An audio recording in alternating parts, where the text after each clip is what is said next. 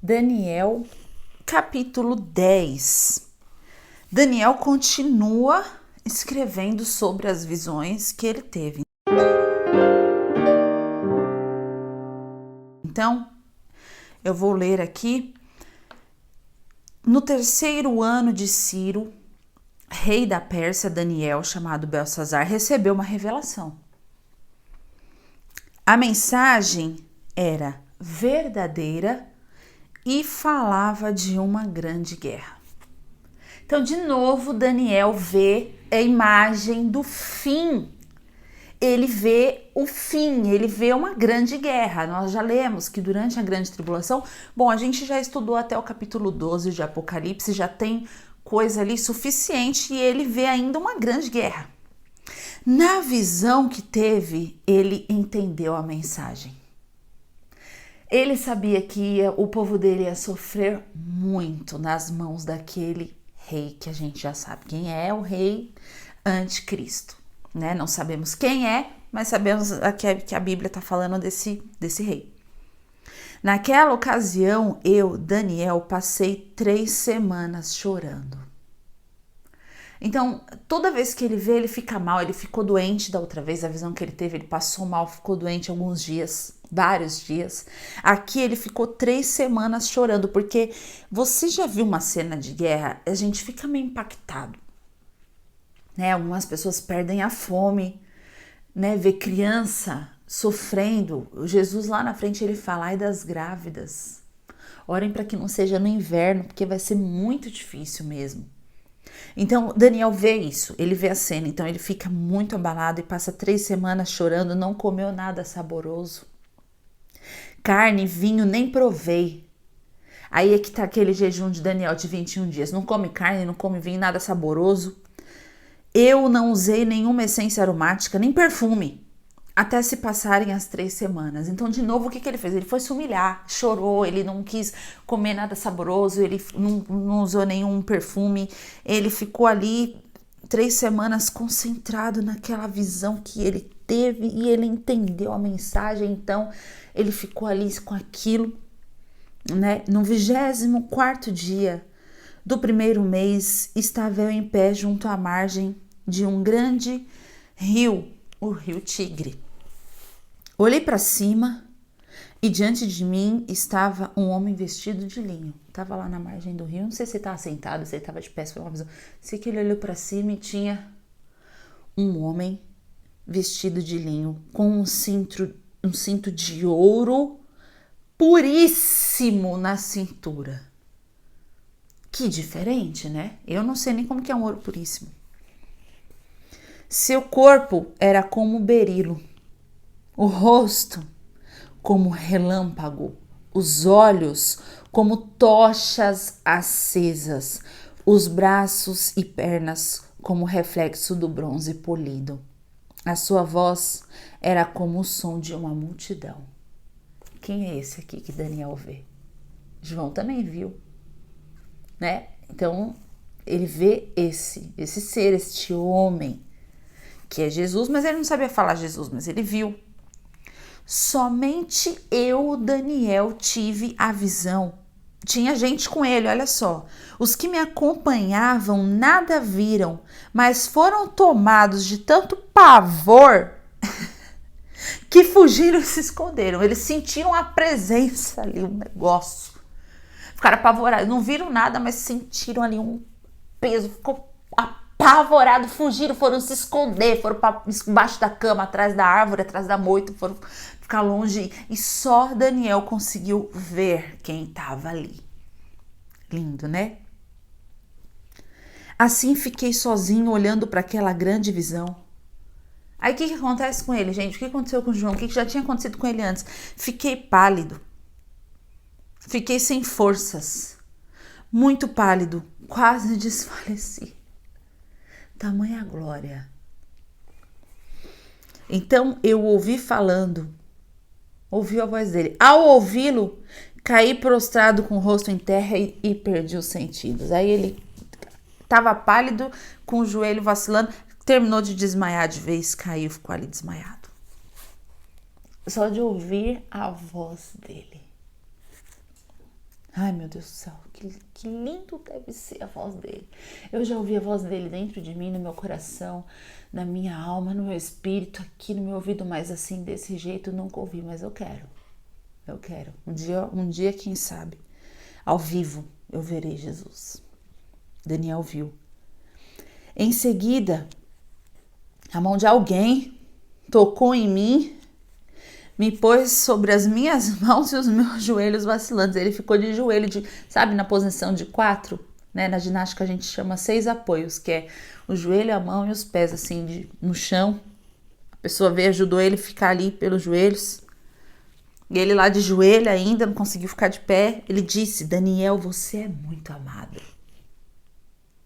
Imagina você ouvir isso, debaixo dessa glória. Preste bem atenção ao que vou lhe falar. Levante-se, porque eu fui enviado a você. Gente, por isso que Daniel, ele viu tantas coisas. Ele era muito amado. Ele via as coisas, ficava apavorado. O Senhor vinha e falava: eu vou te explicar.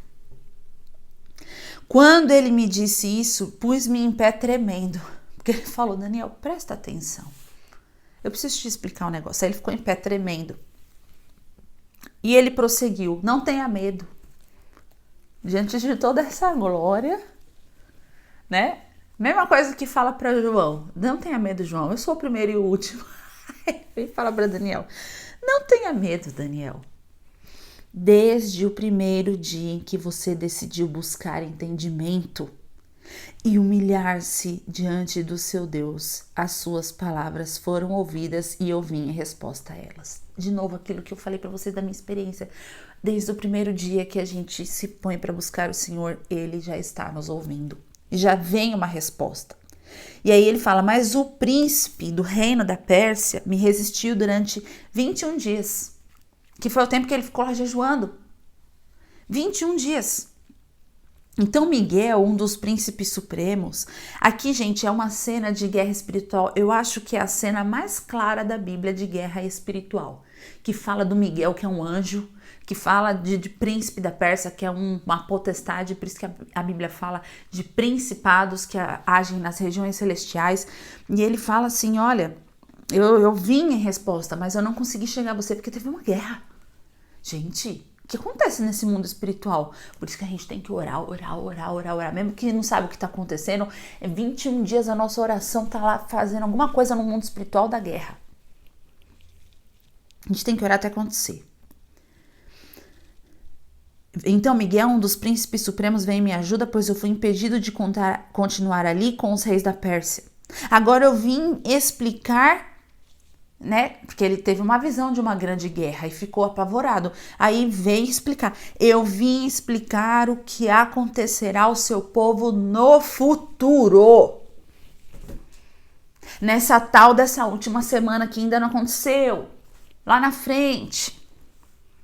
Pois a visão se refere a uma época futura. Então, eu acho que ele deve ficar apavorado, porque naquela época não tinha metralhadora, né? Não tinha bomba. Ele deve ter visto tudo isso, ele deve ter ficado horrorizado. Passou mal mesmo, deve ter ficado doente. E aí ele vem explicar: é pro futuro isso. Quando ele me disse isso, eu me prostrei com o rosto em terra sem conseguir falar. Ele levantou, já deitou de novo, não conseguia nem falar. Gente, é pesado ser profeta, né? Você vê que é difícil. É um ministério realmente pesado, porque você vê coisas que é triste. Então, um ser que parecia um homem tocou nos meus lábios. Deu a força para ele falar. Aí eu consegui falar. Abri minha boca e comecei a falar. Daniel nem conseguiu. Teve que tocar no lábio dele e falar: vai, Daniel, força, fala. E eu disse àquele que estava em pé diante de mim: eu estou angustiado por causa da visão, meu Senhor, e quase desfaleço. Como posso eu, teu servo, conversar contigo, meu Senhor? Minhas forças se foram, eu mal posso respirar. Eu estou mal por causa da visão, ainda chega o Senhor aqui com esse peso de glória. Eu não sei nem o que eu falo. Eu não consigo nem respirar. O ser que parecia um homem tocou em mim outra vez e me deu forças. Me deu forças. Eu nem tenho o que falar. Eu fico tão feliz, tão grata com essas coisas que realmente não tenho nem o que dizer. Esse ser tocou nele, deu força. Ele disse: não tenha medo, Daniel, você que é muito amado. O Daniel preocupado com as coisas. E ele fala: Daniel, você é muito amado. Daniel, você é especial, Daniel. Realmente. Que a paz seja com você. Você imagina Jesus falando isso para você? A paz, que paz. Ele teve uma visão de uma guerra. Jesus veio explicar para ele o que ia acontecer. Que a paz esteja com você, Daniel. Seja forte. Seja forte. Ditas essas palavras, eu me senti fortalecido. Né? Porque também depois dessa, tocou na boca, falou: seja forte, vai. Me senti fortalecido e disse: fala, meu Senhor, visto que me deste forças. Ele tinha que ouvir, tinha que prestar atenção e entender a visão da guerra que ele viu. Ainda bem que o Senhor falou: vai, fica forte, eu te fortaleço, você é muito amado, presta atenção aqui. Aí ele fala: então tá bom, vai, fala, agora eu tô fortalecido, pode falar. Então ele me disse: você sabe por que eu vim? Uma pergunta. Eu tenho que voltar para lutar contra o príncipe da Pérsia e logo que eu for chegará o príncipe da Grécia. Nós já vimos isso naquela visão. Foi a Babilônia caiu, veio a Pérsia, depois da Pérsia vinha a Grécia, depois veio o Império Romano. Então ele fala: assim que eu derrotar o da Pérsia, vai vir o príncipe da Grécia. Mas antes eu vou te revelar o que está escrito no livro da verdade. Que livro é esse? Eu amo. Eu lembrei de outro sonho que eu tive quando eu vi assim, um monte de livro e aí eu perguntava: mas que livros são esses? E eu me reconhecia nos livros, eu não sei explicar. Eu via características minhas em cada livro, assim, isso. Eu falava: gente, mas que livro é esse? E a pessoa me falava assim: é isso mesmo que você está pensando, esse daqui são os livros da sua vida. Aqui é você, sua história todinha registrada aqui nesses livros. Eu sonhei com isso, acordei, queria tirar cópia, ter tirado foto daqueles livros, não consegui ler nenhum, mas eu tenho certeza que no céu há livros escritos, com os registros, né, da minha vida. Mas esse livro aqui não é o livro de registro da vida, não. Esse livro é o livro da verdade. Que livro que é esse? O livro da verdade. Essa pessoa chega aqui, Jesus fala assim: você sabe por que eu vim? Eu vim para te falar o que está escrito no livro da verdade. Só porque ele era muito amado. E nessa luta, porque ele fala: eu tenho que voltar, vou ter que lutar contra o príncipe da Pérsia, depois contra o príncipe da Grécia. Nessa luta, ninguém me ajuda contra ele, senão Miguel, o príncipe de vocês. Então aqui a gente vê que cada povo, eu não sei se cada povo, eu não quero entrar nesse assunto, mas Israel, o Miguel, ele era ali o responsável por lutar por eles, o príncipe na região celestial ali, a autoridade dos anjos. O Miguel era o príncipe deles. Eu não quero nem falar disso aqui, vamos passar, é só um detalhe, não vamos entrar nesse assunto. Sendo que no primeiro ano do Dário, rei dos Medos, eu ajudei ele e dei apoio. Então eles estavam falando de guerra ali, coisa. Acho que Jesus abriu uma janela ali pro Daniel ver que lá tinha negócio de guerra no mundo espiritual e foi só assim um detalhe. Nem sei se era para ele ter visto tudo isso, mas Daniel era tão amado que eles já se sentiam amigos. E aí ele diz: agora, pois, eu vou dar-lhe a conhecer a verdade.